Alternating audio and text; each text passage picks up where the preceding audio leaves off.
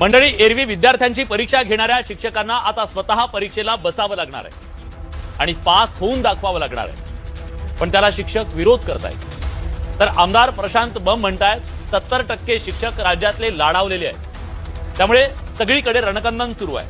हा सगळा गदारोळ सुरू झाला तो टीईटी अर्थात शिक्षक पात्रता परीक्षेवरून, जी परीक्षा प्राथमिक आणि माध्यमिक स्तरावरच्या शिक्षकांच्या नेमणुकीसाठी अनिवार्य आहे। आता ती सेवेत असलेल्या शिक्षकांना सुद्धा पास व्हावी लागणार आहे, ज्यामुळे देशभरातील शिक्षक आक्रमक झालेत। शिक्षक संघटनांचं म्हणणं आहे की जेव्हा त्यांची नियुक्ती झाली तेव्हाचे नियम वेगळे होते आणि आता मध्येच नियम बदलणं योग्य आहे का?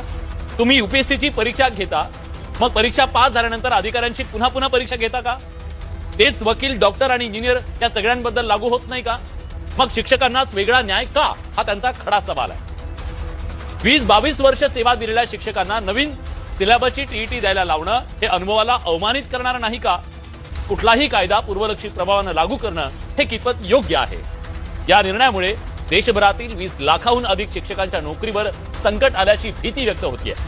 शिवाय शिक्षण बाह्य कामांचा ताण शिक्षकांवर आहे, त्यामुळे त्यांना अभ्यासाला वेळ कुठे आहे असे अनेक सवाल उपस्थित करत शिक्षकांकडून टीईटी सक्तीच्या निर्णयाला कडाडून विरोध केला जातोय।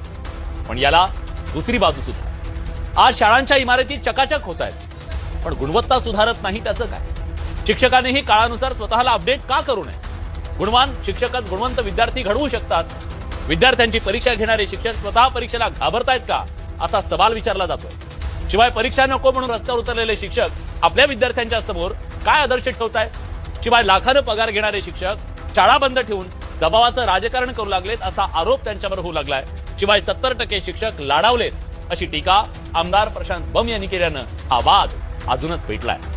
पण या सगळ्यातली वस्तुस्थिती नेमकी काय आहे? या सगळ्या बाजू जाणून घेण्याचा प्रयत्न आपण करणार आहोत आणि यात काही मधला मार्ग काढता येऊ शकतो का? कायदेशीर आणि प्रशासकीय पातळीवर सुद्धा याबद्दल आपण बोलणार आहोत।